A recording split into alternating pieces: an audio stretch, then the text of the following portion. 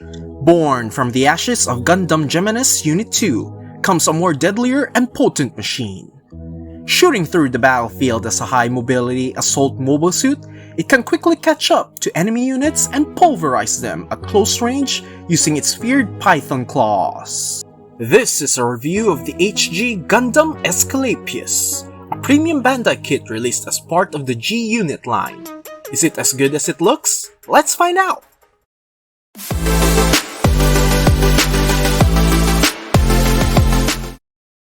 Hey guys, today we'll be checking out the Gundam Aesculapius, a 2022 Bandai release. It is a follow-up to the HG Gundam Geminis and in fact shares a lot of parts with it.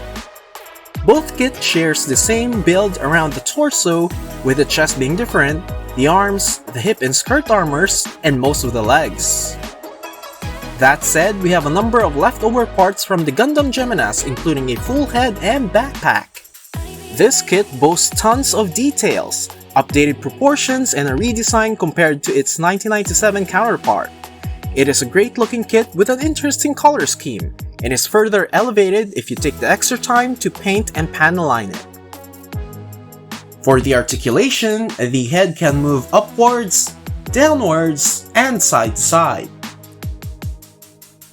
However, the head has an annoying tendency to pop off at the lower half of the polycap joint.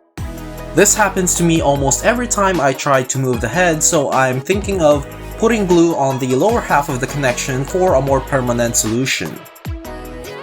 The arm is on a ball joint connection and can move freely for most of the part, except for when moving backwards, as parts of the backpack can often clash with the arm. The arm has a great range of movement as expected for a ball joint connection, and you can actually swing the arm forward this far out. I believe this is satisfactory as you can still pull off some pretty neat poses with this kind of articulation. The shoulder also has some articulation in the form of this thruster part that you're also able to move. The arm can also move up this far, as you can see it's not that much. You may also adjust at the ball joint connection to allow for more movement. You can move the arm at 360 degrees in this area, and it also has a single bend at the elbow. That's 90 degrees, which for me, I believe is the most weakest part of the articulation for the whole kit. The hand is on a ball joint and you can twist and move it as seen here. You can twist the waist as seen here, although there is some resistance when attempting to do a full 360 degree spin. There's also a limited side-to-side movement at the waist. There's an interesting connector piece at the hip that allows the whole torso to move forward this far out. That's pretty neat and gives the articulation more value. The front skirts can be separated and can be individually articulated like so. The side skirts can move out of the way and can move forwards and backwards like you see here. The back skirt is on a ball joint connection and can move freely in any direction. The part where the leg is attached can be dragged down to allow for the leg to have an even greater range of movement. Moving on to the articulation of the leg, this upper part here can swivel and you can turn it around like so. The leg can bend this much, and I gotta say it's definitely an improvement compared to what we got from the arms. Lots of surface detailing all over. I'm definitely loving the look. The ankle connection at the feet allows it to move side to side, forwards and backwards, and there's even a toe bend at the feet. This armor piece is on a ball joint connection and can move freely like this. The ball joint is connected at the front end and there's nothing connecting it to the back. This front ankle armor can actually drop down during the transformation and is what holds the previous armor piece to the rest of the leg. The armor at the side of the legs is on a ball joint and the back part can move up and down and is connected via a smaller ball joint like this. Despite the ball joint connections being an armor piece, its articulation is severely hindered when attached to the leg. There's an included action base adapter with the kit, and you simply need to attach it to the crotch, like so, and the kit is now ready to be mounted on an action base. And with the side skirts out of the way, the kit has no problems performing a full split. Overall, the articulation of the legs are excellent. With the connection to the leg dropped down, it can move forward like so, and backwards this far out. Backwards movement is not hindered by the back skirt, as it can also move out of the way. For the backpack, there are points of articulation in the side armors. They are connected via a ball joint here, and there's an additional connector that allows them to move forward like this. Again, the head just randomly pops off while I'm touching the backpack, so let's just remove it for now. The backpack is connected to the body via 2 points of articulation. There's one here that allows it to move up and down, like what you're seeing. The other one is located on the upper part of the backpack, and it allows the backpack to be moved higher or to be positioned higher or lower above the head. The beam rifle holder at the end of the backpack can also move up and down. Overall, the HG Aesculapius has a fairly decent articulation, with a somewhat lackluster performance on its upper half, namely with how far you can move the arms up and with its limited bend. For accessories, the kit comes with extra trigger finger and open hands. It also comes with an accelerate rifle, a pair of beam rifles, and orange effect parts for its beam sabers. The accelerate rifle is inherited from the HG Geminas and has a pretty cool aesthetic. I like the look of the rifle, and I think it's a nice addition to the weapons of the Aesculapius. The Gundam has its own pair of custom beam rifles that matches the color scheme of the unit. Its design vastly differs from that of the accelerate rifle. The Aesculapius is also equipped with a pair of beam sabers stored underneath these armor pieces near the thrusters.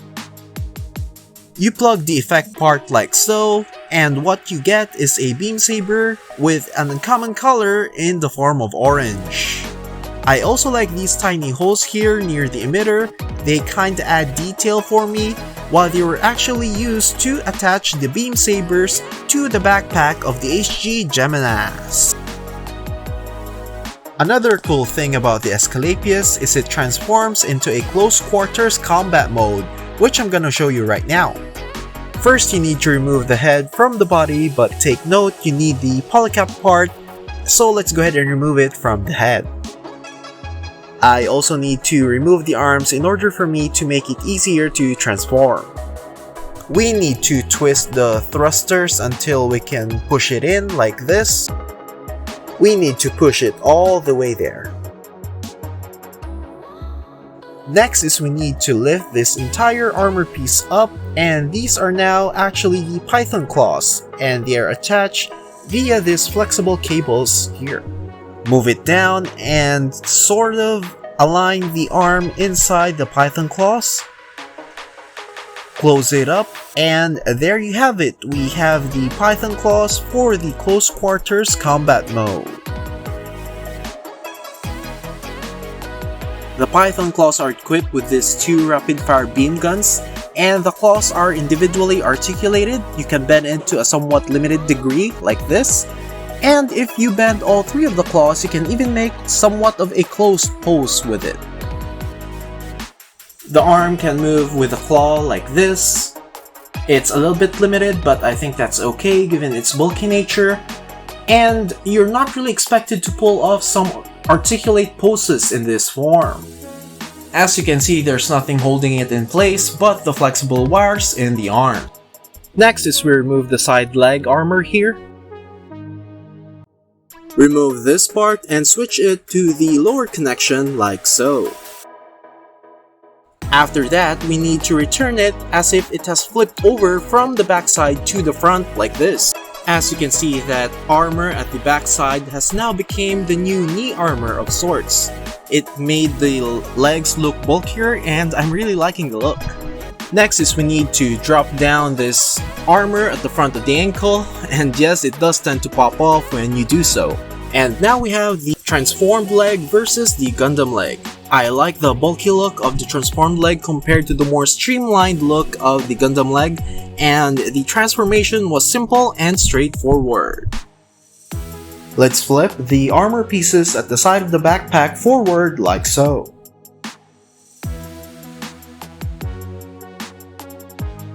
And then, move the entire backpack forward so as it stacks on top of the body. Here it is again on the front angle. Drop down that chest armor to reveal that single sensor on the head. And lastly, drop the beam rifle holder down like this to make way for the thrusters. And this is the Gundam Aesculapius in its close quarters combat mode, and I gotta say, this certainly looks good and definitely evokes that Zigok vibe from the Universal Century. Now, as mentioned before, this is indeed a redesign of the old HG kit, as this includes a new chest armor and not the head simply stacking on top of the torso. Also, there are some changes on the leg armors, and of course, these new beam rifles at the back of the kit.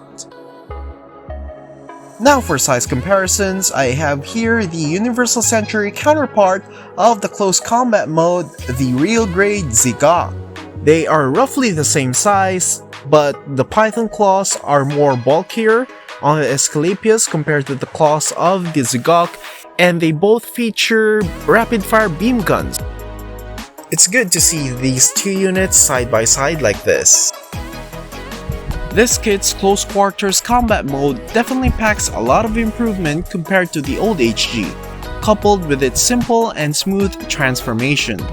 My only small complaint would be that I wish that the arms had something to be connected to when transforming it into the Python claws, like maybe put a peg in there to secure the arm in place.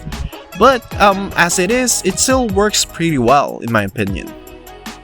Here's the Gundam Aesculapius alongside a larger mobile suit, in this case the real grade Zazabi. And here it is beside the HG RX-78 Gundam, the Origin version, a similarly sized mobile suit standing at around 18 meters. The HG Gundam Aesculapius has some of the more interesting features compared to other releases, namely its ability to look Zeonic and Gundam type at the same time. The kit features solid joints at major areas, however, some of the hinges at the shoulders near the thrusters and the hinge that connects the backpack have been somewhat loose over the course of my review. The head constantly popping off when trying to move it and limited bend at the arms are some of my major cons, but overall, I really like the kit as a whole. I love its color scheme with the purple and white combination, and you can still pull off some striking poses as the Gundam itself has a cool and imposing look. I definitely recommend it as a welcome addition to any gunpla collection. That's it for my review. If you find my content helpful and entertaining, don't forget to hit the like and subscribe for more of Robin Works. See you on the next one!